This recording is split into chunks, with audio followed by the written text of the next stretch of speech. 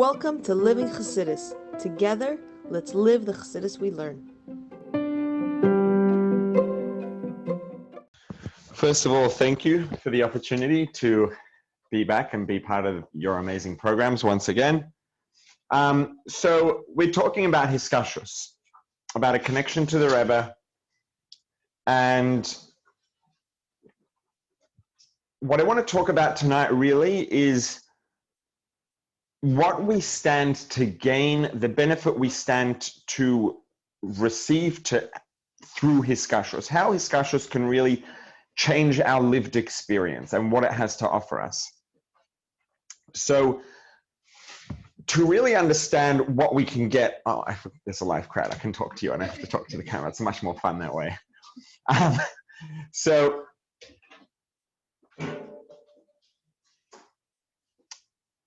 I want to sort of reframe what reality is, reframe and change the way we perceive existence, reality, the world, the universe. And by doing that, it'll set the tone and set the backdrop for really understanding how much having a real connection with the Rebbe, how much hiskashrus really has to offer us. So for starters, I want to begin with a story. I really should have said this at the very beginning, but when they came to take the Alter Rebbe to prison before Yud Tes Kislev happened, so Shmuel Munkus, who was a chassid, a big chassid, also known to be very much a joker and a trickster, but a very big chassid, and the Alter Rebbe asked him, should I let them take me? Because the Alter Rebbe could have prevented them from being able to take him to prison had he wanted to. So he asked Shmuel Munkus, should I let them take me? Shmuel Munkus says, yeah, the Hebrew word is mimon nafshach, either way. If you are really a Rebbe, like you claim to be, then whatever, they can't do anything to you, they can't hurt you, so what's the big deal? You can go to prison. And if you're not a Rebbe, Shmuel Munkus said, then how dare you write this book, Tanya, and take away so many people's pleasure in the physical world without being a Rebbe? So if you're not a Rebbe and you wrote that book without being a Rebbe, you deserve to go to prison. So either way, if you are a Rebbe, it doesn't matter. If you're not a Rebbe, you deserve to go to prison for writing Tanya without being a Rebbe. The question is, what does that mean? Like, either what the Alter Rebbe writes in Tanya is true and it's good, or it's not. Why is it that only if he's not a Rebbe, then what he wrote in Tanya is bad, but if he is a Rebbe, then what he wrote, the same words and the same content, is all of a sudden good? What's going on? So we're going to come back to that at the end, and hopefully once we sort of paint this picture and deepen and broaden our perspective of reality, and understand the role that hiskashrus to a Rebbe really plays, that'll become clear. So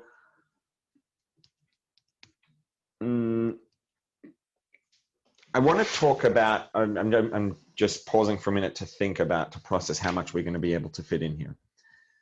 So I want to talk for a minute about medicine, about medication, right? What happens? A person has a headache, the first thing we do, we reach for some Advil, we reach for some Tylenol. And why do we take Advil or Tylenol? Because we know that when we take it, after a period of time, the headache goes away. That's why we take it. Now, what we know of, most of us, what we think of is, here's a pill, take the pill, headache goes away. But there's obviously a whole lot that happens in between us taking the pill and the headache going away that most of us aren't aware of and certainly don't think of every time we take some medication. And just to put some perspective on this, if let's say someone has some sort of chronic condition and the doctor gives them medication and their life depends on taking that medication twice a day. And they come over to your house and they forgot to take their medication this morning and they didn't bring it with them, and they go to your kitchen and they pull out the Advil and they're like, oh, Advil, it looks exactly the same as my medication, same shape, same size, same color. I'll just take that instead. Well, obviously that's not a very good idea, right? Why? Because what happens when we take medication, it's not the shape and the color that's taking away the headache or that's treating this person's medical condition. It's that inside this pill, there is however much, let's say in an Advil, there's 200 milligrams of the active ingredient of ibuprofen, which is a substance, it's a chemical that has a specific chemical structure. And when we ingest it, it gets absorbed into the blood. And then those ibuprofen molecules, once they're in the blood, interact with our nerve cells and downregulate the sensation of pain, so we stop feeling the pain. The reason that happens is because inside this little pill is a very specific molecule with a very specific structure and a very specific function. And because of the specific structure and nature of this specific molecule, it takes away a headache. Taking a different pill that has the same shape and the same size and the same color, but has a different active ingredient inside it, isn't going to have the same effect, because it's going to have a different active ingredient which has a different chemical structure and a different nature and reacts differently, and it's going to have a different impact on a different kind of cell in the body and could do something completely different, which might be catastrophic for a regular person with a headache. Right? So when we take medication, and for most people, you know, a person goes to the doctor with a set of symptoms and the doctor asks, generally when a person goes to a doctor with some symptoms, or very often the doctor starts asking questions. What about this symptom? What about that symptom? Have you felt this? Have you experienced that? And what the doctor's doing, right, when they ask that, is they're trying to figure out what's going on. Because, you know, let's say that we go to the doctor and we describe 2 or 3 symptoms or 1 symptom. There may be 20 or 30 or 50 or 100 different conditions that could all have that same symptom or 2 or 3 symptoms. But each of those conditions has a different complete set of symptoms. So when the doctor says, oh, but what about this? And if you say yes or no, he may be able to eliminate 20 or 30 of the options or 3 options or whatever it is based on the yes or the no, and then ask another question and keep on narrowing it down.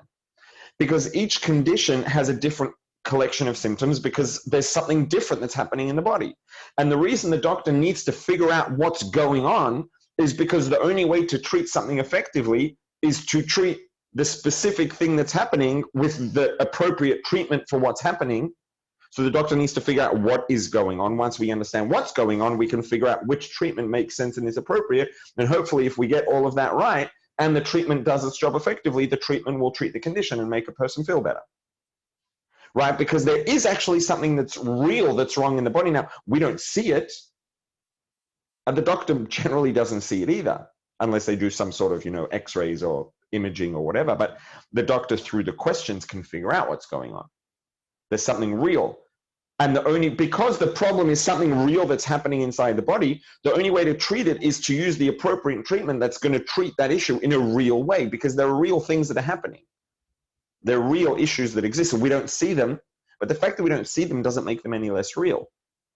And the fact that 2 pills look exactly the same but have different names on the bottle and different directions on the bottle means that they need to be taken differently, even though just by looking at the pill, we don't see the difference. Right? Because the way that the pill interacts is because of the actual nature of what's inside the pill. So in a way, this is a very real metaphor, a mashal, for all the parts of reality that we don't see. Right? It's like people will ask, you know, what difference does it make? A very common question. You know, why is it that if I light Shabbos candles 1 minute before sundown, it's a big mitzvah, and if I light it 1 minute after or a second after sunset, all of a sudden it's a sin? Same exact action, 1 second earlier, 1 second later. It goes from like being super amazing to super catastrophic. Like, what difference does it make? It's 1 second. And the answer is, what difference does it make whether I take this pill or that pill? They're both the same size, shape, and color. The answer is it makes a very big difference, because the size, shape, and color are the part of the pill that we see. But there's a lot going on here that we don't see, and that's the part that actually makes a difference and actually has an impact. And the reason it has an impact is because there's a real world inside our bodies with rules and way things work and systems, and the systems are real, and the wrong medication is going to have the wrong impact on that system. And it's the same thing. Lighting a candle a second before sunset or a second after sunset looks and feels exactly the same, but it's not the same. It's like one pill or the other pill, different active ingredients, even though they look the same. One is a mitzvah, one's an avera. They look the same, but The reason that it's so important is because there's the same as with the body and with the medication, there's a lot to the picture that we don't naturally see. Right? Our eyes see things that reflect light, basically. Well, technically our eyes see light. So when we see light reflected off something, it creates an image of that thing based on the light that's reflecting off of it. Anything that doesn't reflect light, we can't see, which is why we don't see air, for example, generally speaking, because light passes straight through it, doesn't bounce off of it, so we don't see it. Now, the only thing that's going to reflect light is something that's physical, something that's made out of physical mass, out of atoms, out of protons, electrons, neutrons. Something that isn't physical in nature isn't going to reflect light, and we're not going to see it. And it's not going to have a taste because our taste buds taste molecules. If it's not made out of molecules, we're not going to taste it and we're not going to hear it, etc. So anything, if something isn't physical, we're not going to sense it. We're not going to perceive it naturally. But that doesn't mean it's any less real. It's not physical. But if we accept that that which physically exists is only a subset of everything that exists, it's one of the layers of reality, it's not the entirety of reality, then something can be non-physical and still be real. And that would include angels, it would include everything spiritual.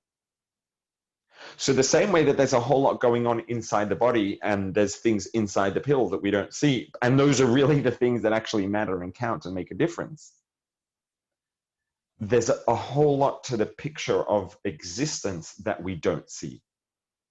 All the spiritual layers of reality we don't see.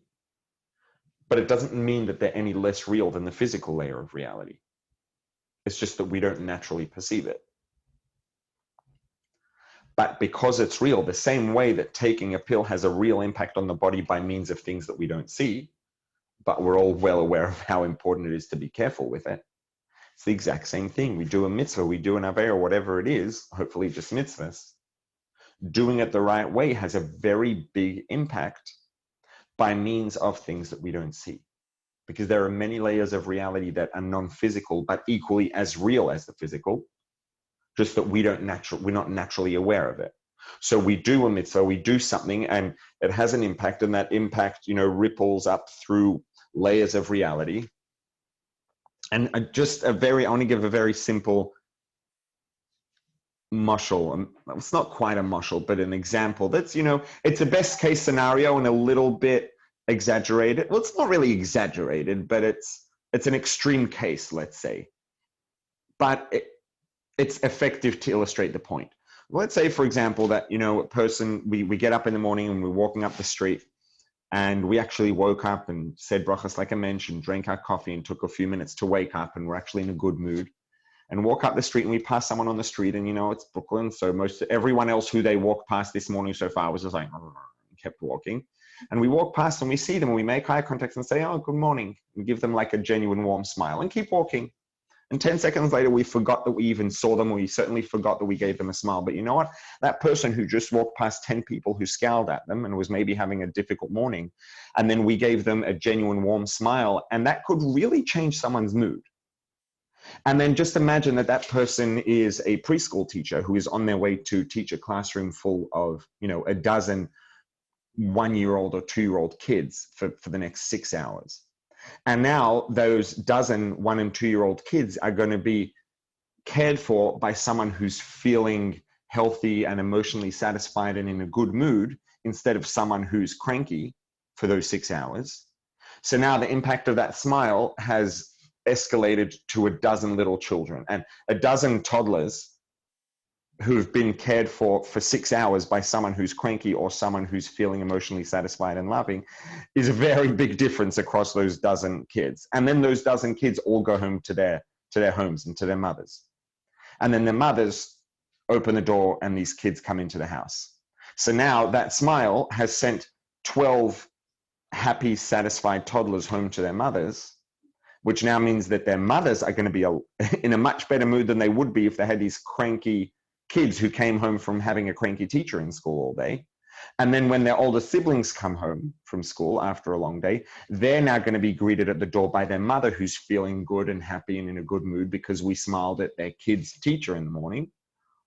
And then when those kids, those older kids, after dinner go out and hang out with their friends to do homework after dinner, all of their friends get impacted, right? So because we smiled at one person in the morning, and again, it's a little bit of an extreme case scenario to assume that all these factors play out perfectly, but it's also not unreasonable that to an extent this could actually happen and play out, right? We have no idea how far one smile that we gave one person reaches in terms of just changing their mood a little bit and then impacting all the people they meet throughout their day and impacting all the people, all of those people meet throughout their day, et cetera, et cetera. And we could end up having an impact on 250 different people throughout the day because we smiled at one person in the morning. And like, this could actually happen for real, right? So one little thing, and we'll never know. You will never know that happened. We forget that we even met the person. We certainly don't remember smiling at them, or we going about our day. And little do we know that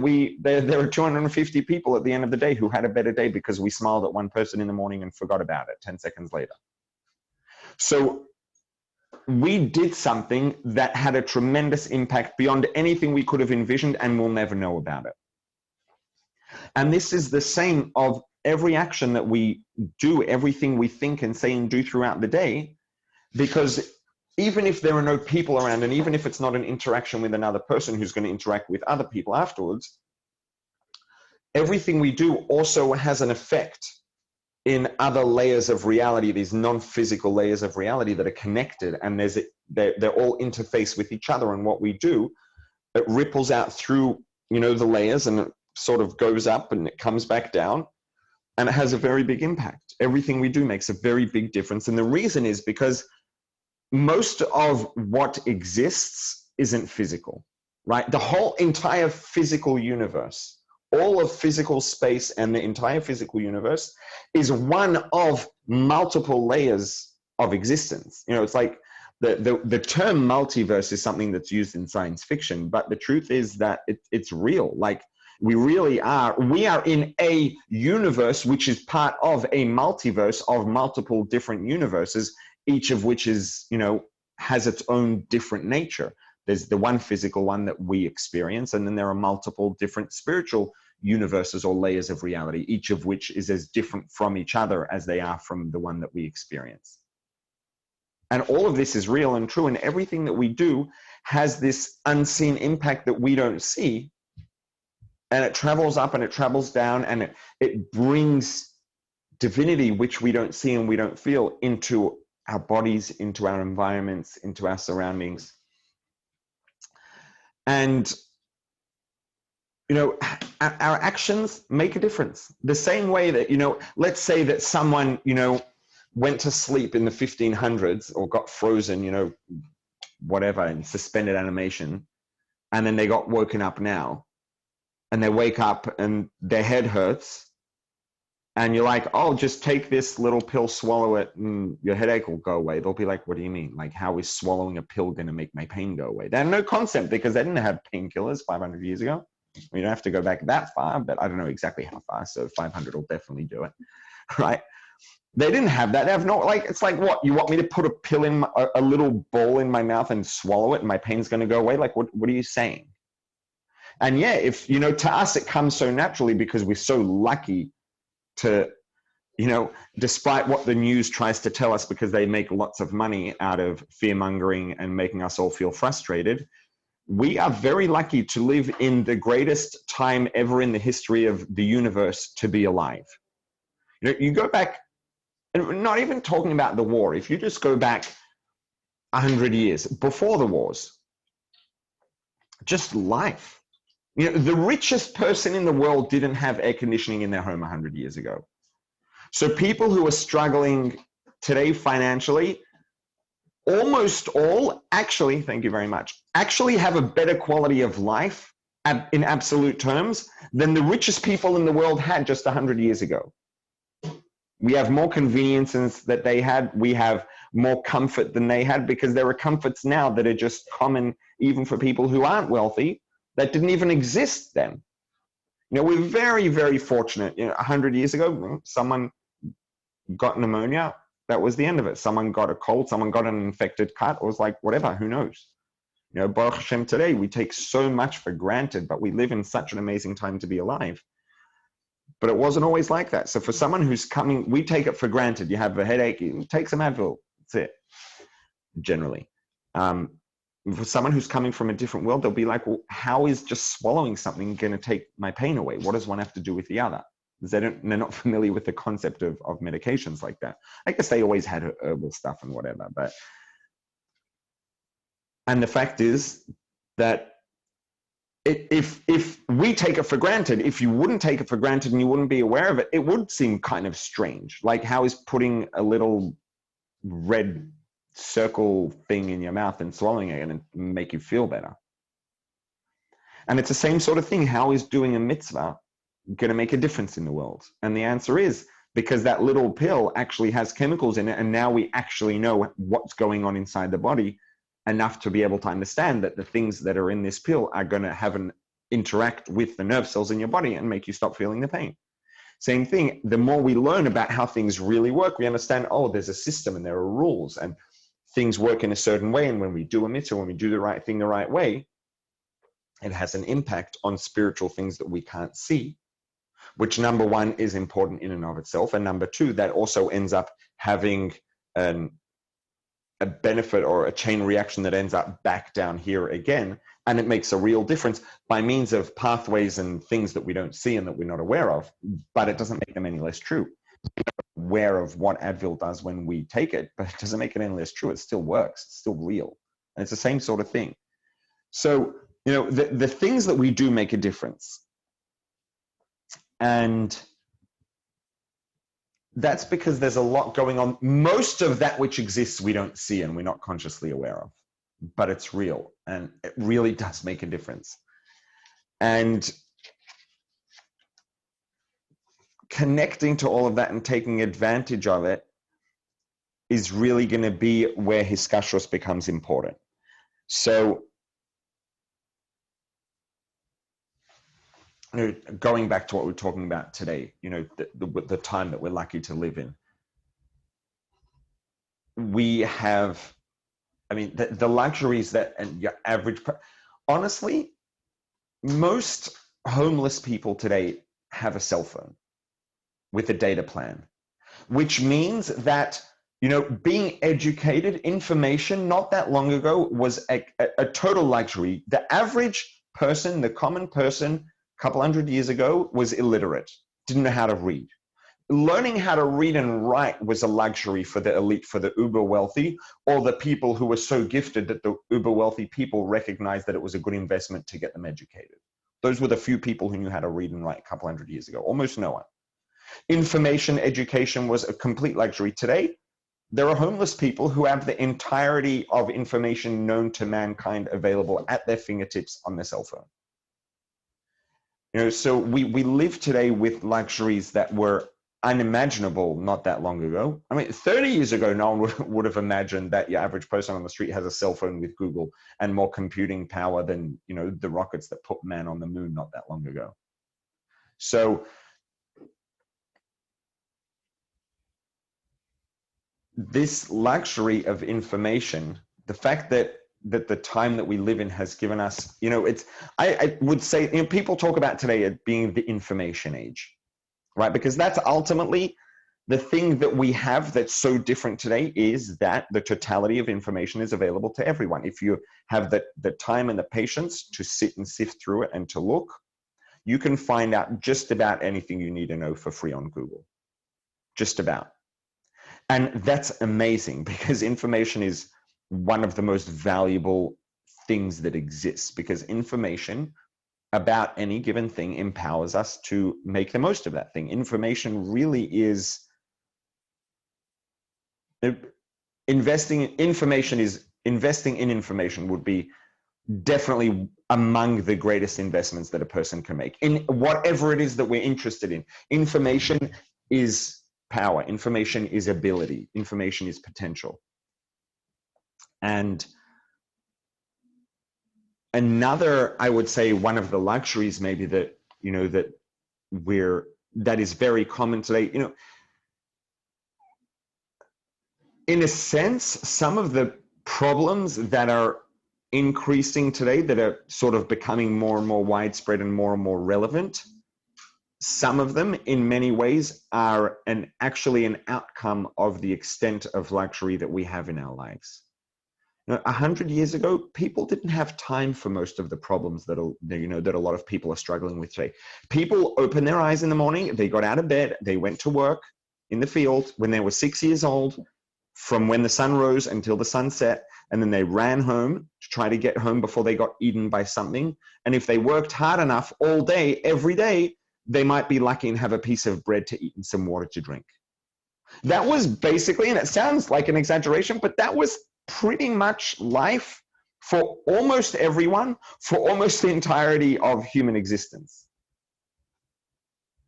Until the Industrial Revolution, until a couple hundred years ago, that was kind of, until a few hundred years ago, let's say, that was kind of what life looked like for most people.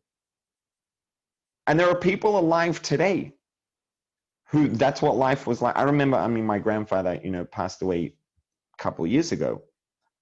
But I remember growing up and hearing his stories from before the war. And it wasn't just because of the war. It was because this was life. When he was a kid, they were very young and they got up and they went out and they worked and they milked the cows and they worked in the field and they worked and worked and worked from when they were, as soon as they were basically old enough to do anything, they put it to use and they worked just so that they could have food to eat, literally. This was what most people's lives for most of they didn't have time for a lot of the things that people struggle with today. Now, I guess the point of that is just to illustrate the extent or how good our lives are today, or how convenient and more comfortable, I should say, our lives are today. Baruch Hashem, and it's an amazing bracha. Another one of I'm just debating about calling it a luxury. Relatively speaking, it's definitely a luxury in the context of all of human history. I would say today it's something that we shouldn't look at as a luxury because it's a good idea. But, and again, it doesn't matter what we're doing. Anything that we're involved in, if we could find someone, that coaches, having a coach is, all the rage. But it makes a lot of sense. Because the first thing is information. Information is very empowering. Without information, we're very limited in what we can achieve. If we have all the necessary information, we can achieve anything that we have the technical ability to achieve once we have the information that we need.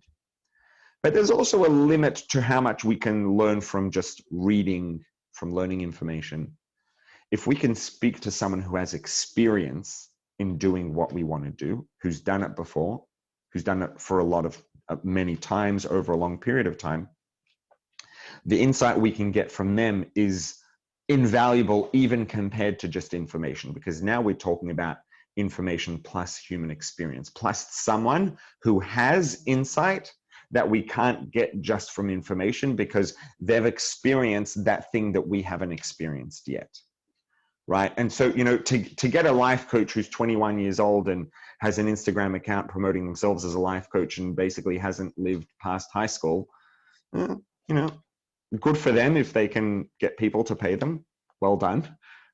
But a real coach that's going to be valuable, someone that has experience in the thing that we're interested in, whether it's work, whether it's personal things, whatever it is, it really can be invaluable. It really can be a good investment, because if there's someone who has real life experience with something that we want to connect to or get involved in and have no experience in, that's a lot more valuable than just the information. Now, bringing all of this back to hiskashrus, what does this have to do with hiskashrus?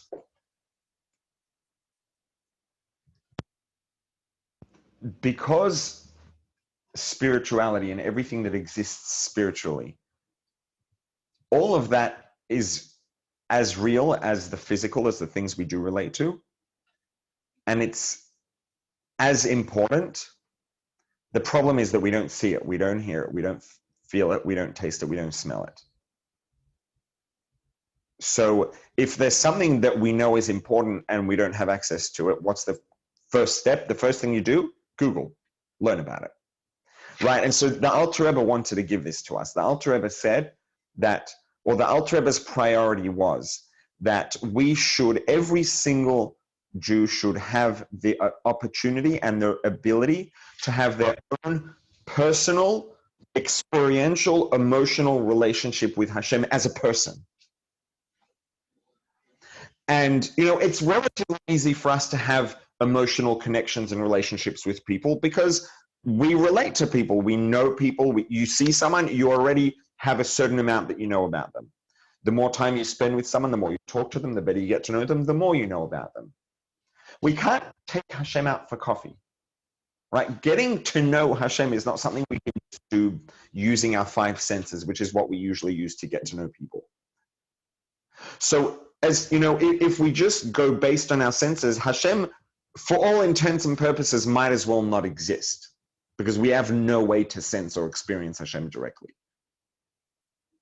What we can do is learn about Hashem, is go to the information. The more information we get about Hashem, the more we know about Hashem, the more Hashem can start to become real to us, the more we can start to actually have a personal, emotional, experiential relationship with Hashem.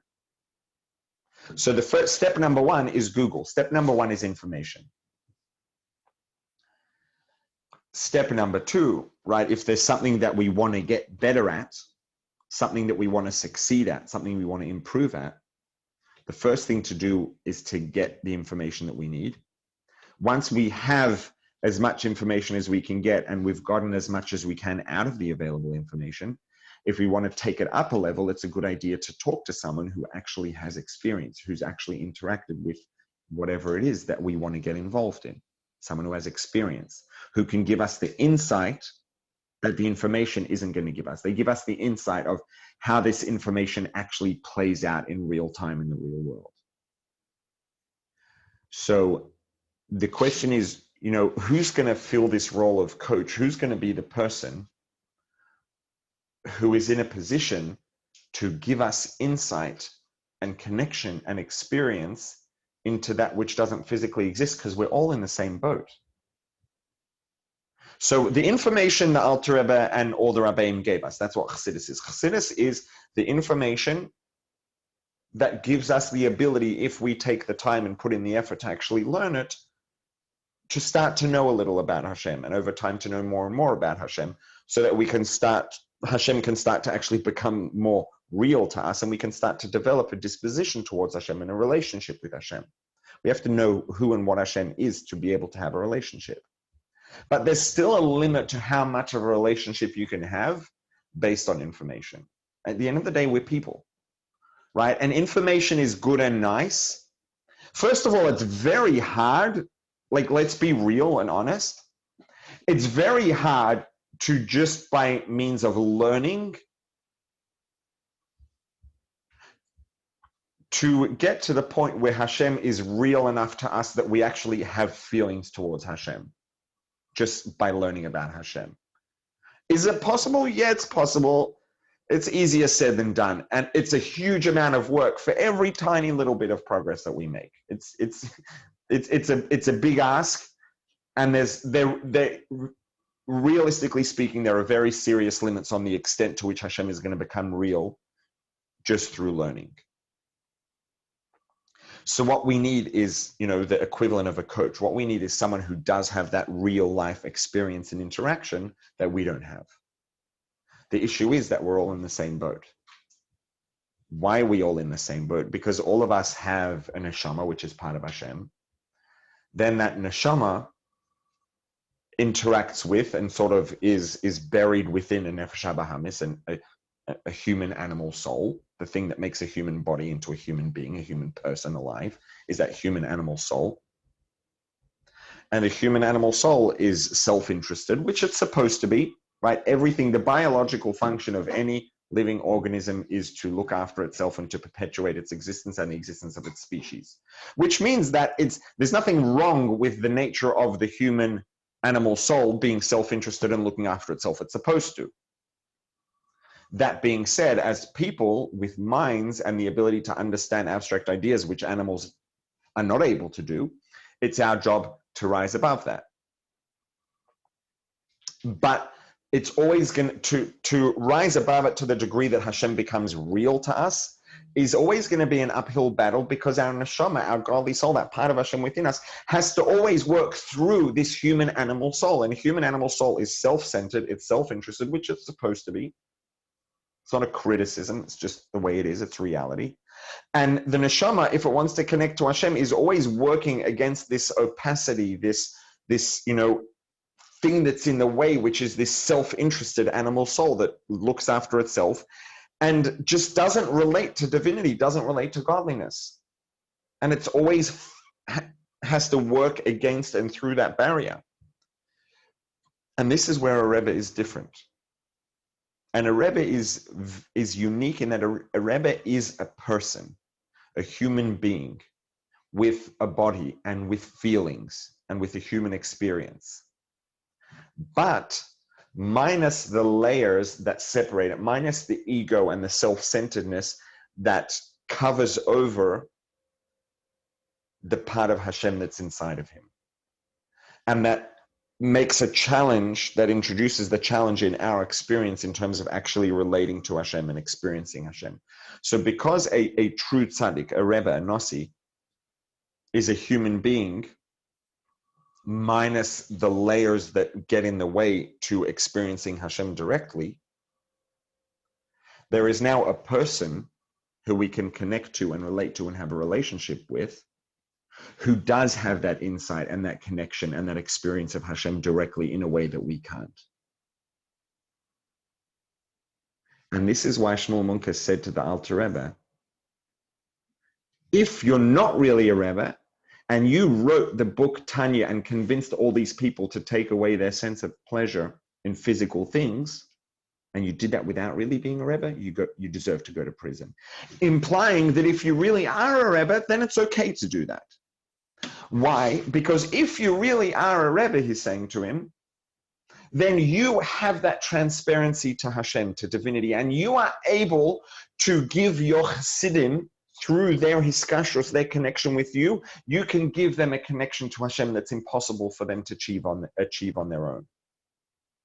And by doing that, you will allow them to be able to really experience a relationship with Hashem in a way that's going to give them a deep experiential pleasure and satisfaction that's more than any physical pleasures will ever give them. It's not immediate pleasure the same way, but it's deeper and more deeply fulfilling and satisfying, and certainly over the long term. And that's a good thing. But you can't take away people's pleasure in material things if you're not going to replace it with something else, because you're just going to kill them. We can't go through life having no interests and nothing that makes us happy and nothing that makes us feel good and nothing that makes us feel satisfied and fulfilled. We'll die. A Rebbe has the ability, because a Rebbe has that transparency to Hashem, that transparency to divinity, by having hiskashrus, by having a connection with the Rebbe, we are able to get a taste of that and to experience through our connection with the Rebbe, a connection to Hashem in a way that we can't achieve by ourselves. And this is why it was okay for the Alter Rebbe to write Tanya if he's really a Rebbe, because then he can give people something that's even more fulfilling and satisfying, because he is a Rebbe. He does have that insight and transparency and connection to Hashem in a way that we can't achieve on our own. And that's what we stand to gain. What we stand to gain through having a connection to the Rebbe is all of this, the majority of reality, all of which is true, all of this spirituality, all the layers that we don't see, all the things that happen when we do a mitzvah, all the things that, the benefits that happen from our thoughts and our deeds and our speech and the good things that we do, and all of this that's going on that we don't see, but it's real. By having a connection to the Rebbe, we get to really have access to all of that that's going on, because the Rebbe is transparent. The Rebbe doesn't have the layers that stop us from seeing that and experiencing it. The Rebbe doesn't have those layers. And the Rebbe can see and experience all of that, which means that by having a connection to the Rebbe, we are able to access all of that and to get the benefit and the meaning in life and the fulfillment that all of that can offer if we're able to experience it. And we can experience that by means of hiskashrus. So hiskashrus to the Rebbe gives us the ability to get the real fulfillment out of Hashem and Ruchniya, spirituality, divinity, and most importantly, our Torah and mitzvahs in a way that we would never be able to experience on our own. I just want to end with a quick, we're talking about hiskashrus, a quick story. Maybe I'll do two, one of the Rebbe, one of the Rebbe's. And I may have told these stories before. I don't know. I have? You know what I'm going to say? But it's fine. So these stories, I mean, the Rebbetzin story you'll know when I say it, why I'm saying it. It's like, I still can't get over it. And I still, it's a completely crazy story. But I heard it from someone in Crown Heights, the son of the person it happened to. So it's legit. I'll tell you the name. But the first story, a story with the Rebbe, I think maybe Nissim and Gel told the story. I think when he was a bocher in yeshiva in Canada, he was boarding somewhere with a family. And basically, long story short, the mother in this family had a history of very difficult pregnancies. And so while he was a bocher staying in their house one time, she was pregnant and it was very difficult. And the doctor basically told her and her husband that she needs to have an abortion. She's not going to be able to take the baby to term. She won't survive. The baby won't survive. And they, I think called the Rebbe's office in the middle of the night, whatever it was. And the Rebbe basically told her, like, you tell the doctors they have to do everything they have to do, everything they can do to bring the baby to term. And you have to follow the doctor's directives, but you have to, keep the baby and bring it to term. And they did. And the doctors were very upset, but, the doctors couldn't abort the baby if the mother didn't agree. That's not the way it works. So they brought the baby to term and the baby ended up being born, Baruch Hashem, healthy. And so right away, they got the Rebbe's bracha. So he called the Rebbe's office, I think. And I think right away he called the Rebbe's office and left a message about the baby and the time the baby was born. I'm trying to remember all the details specifically because it's been a while since I read it. It's published on Chabad.org, I think. And I don't know if I recall correctly, it was maybe when he went in to later on, maybe traveled into New York from Montreal or Toronto, wherever it was, to come and see the Rebbe in person, thank the Rebbe, whatever it was. And the Rebbe said, and so when he called in, he said, Baruch Hashem, my wife had a healthy baby, and this time, 2:30 in the morning, whatever it was, a.m. The Rebbe says the time's wrong. It's like, I don't know, like the Rebbe says the time's wrong. Check, find out, I'm telling you the time's wrong. And so he says, okay, like the Rebbe said, I should check and find out. I'll check and find out. So he calls the doctor, the obstetrician who delivered the baby. And the doctor says, ask the doctor, when was the baby born? The doctor says, I don't know, look at the birth certificate. You have a copy of it. And the father, the mother, whoever it was that was calling says, I know what the birth certificate says, but I have reason to believe that the time on the birth certificate is not actually the time the baby was born. Is there any way we could find out? And he says, look, I didn't fill it out. The midwives, the nurses, whoever it was, filled it out. You could go and ask them. And honestly, like, good luck. They deliver multiple babies every day. The chances they remember, I don't know, but you could try. So they contact the nurse's desk or midwives, whoever it was, and find out who was on staff that night when the baby was born. And ask them when the baby was born. Same thing, check the birth certificate. We have reason to believe it's wrong. I don't know. Basically, long story short, they asked them and told them things to remind them of when it was and what happened. And they said, actually, yes, it's true. I remember that when we filled out the birth certificate, by the time we filled it out, it was a while after, the baby was born and, we cleaned it up and gave it the antibiotics and all things took care of it. And by the time we filled out the birth certificate, it was probably a half hour later. So the baby was born 20, 30 minutes before the time of the birth certificate. And he's like, okay, it's starting to get crazy.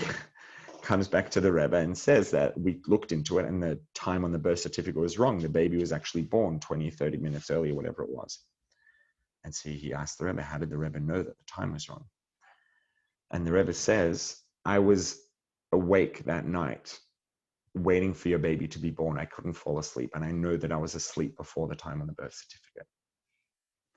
And, this story it's not about the fact that the Rebbe knew, like whoop-de-doo, there are, plenty of miracle stories with the Rebbe. But the thing about this story that's to me, so moving is that the Rebbe got more mail than anyone else on planet Earth.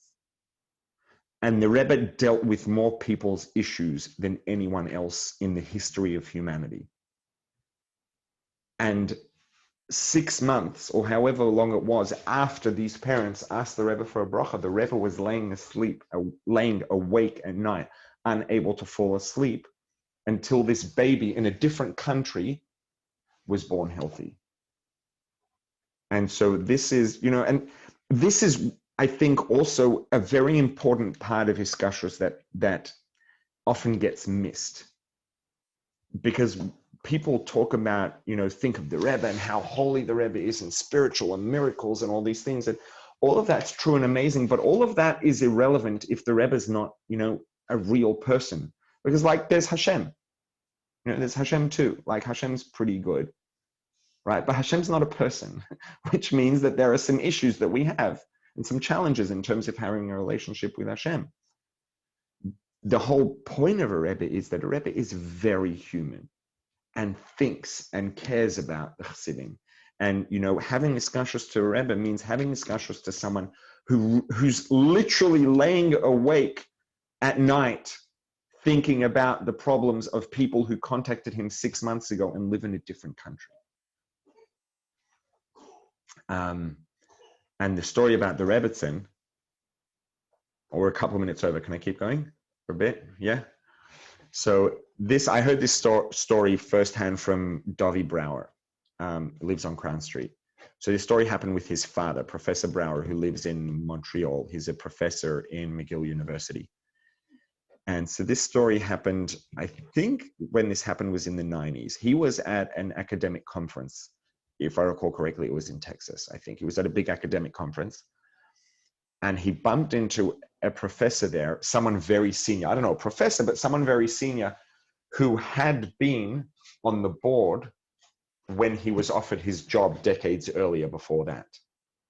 So when Professor Brower, Dr. Brower, whatever his official title is, was applying for a job in university, one of the people who was on the board at McGill who decided to offer him the job that he ended up taking was at this conference later on. And he bumped into him, and this guy says to him, they meet and they're chatting, and he says, listen, I have to tell you this story. He says, honestly, I swore I wouldn't tell you, but I'm going to tell you anyway. So he says, okay. So going back for a minute, before he got the job, I think what happened was he basically applied. He got offers from a few big universities for positions that he was looking for. And then he wrote to the Rebbe, he wrote a letter saying, I got offers from, these universities, and one of them was McGill.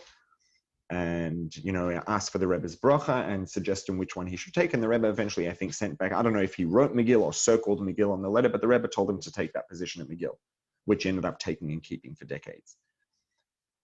Anyway, so this decades later, he's at this conference and the guy says, I'm going to tell you this story. He says, after we offered you a position, before you accepted it, sitting in my office one day and the phone rings. I pick up the phone and there's a lady and she says, are you so-and-so? And I said, yes. She said, are you responsible for offering a position to, Dr. Brower? And I said, yes. And she says, okay, I need you to promise that you're never going to tell him about this phone call. And she says, my name is Mrs. Schneerson. I want to ask you a few questions. And she kept him on the phone for 45 minutes and asked him about the job description and the salary and the tenure and the raises he's going to get. And for 45 minutes, she grilled him on the phone about things that people's own mothers don't do research for them when they're an adult applying for a job. And, and I've never heard a story like this before. And if this guy hadn't decided to break his promise and tell this story, we'd have no idea that things like this ever happened. Now, beyond what we know is speculation, but I think it's fair to speculate that it's not unreasonable that the Rebbetzin might have made phone calls to the faculty at the other universities who also offered him positions and spent 30, 45 minutes on the phone with them also. And, I don't see any reason to assume that of all the questions the Rebbe got throughout the years for all the people, this happens to be the one thing that the Rebbetzin got involved in and spent time working on. I would speculate it's a lot more likely that this is the one thing that we're lucky enough to have found out about because someone was nice enough to break his promise, right? So, the classic perception we have of the Rebbetzin is this quiet lady who's dedicated to the Rebbe and dedicated to the Chassidim through her dedication to the Rebbe and quiet at home behind the scenes. And she was quiet at home behind the scenes. For all we know now, she was working 16 hours a day, together with the Rebbe, hands-on, making phone calls, doing research, figuring things out, making things happen. And if not for this one story, because this one guy broke his promise, we would have never known that the Rebbetzin ever lifted a finger outside of, very specific things that we know about. And now we have this insight, we don't know the extent of it, but we know for sure it happened for one phone call. And how many adults who are applying for positions for a professor at a college have their mothers calling up the universities doing research for 45 minutes per university? Probably approximately zero. And the Rebbetzin did that for him. And who knows how many more times the Rebbetzin did that for how many more people. And it just, I don't think I need to explain why either of these are my favorite stories. But yeah, what we stand to benefit through having a connection to the Rebbe is what Shmuel Munkus said, the one thing that would justify the Alter Rebbe taking away our pleasure in physical things by writing Tanya, which is replacing it with something profoundly more satisfying and fulfilling, which is a connection to Hashem that we can actually experience in a tangible way. And the only way that we can experience that to that degree is through a connection to the Rebbe. And that's why Shmuel Munkus said you have to be a Rebbe to not deserve to go to prison after writing Tanya. And that's what hiskashrus is all about. Chaim.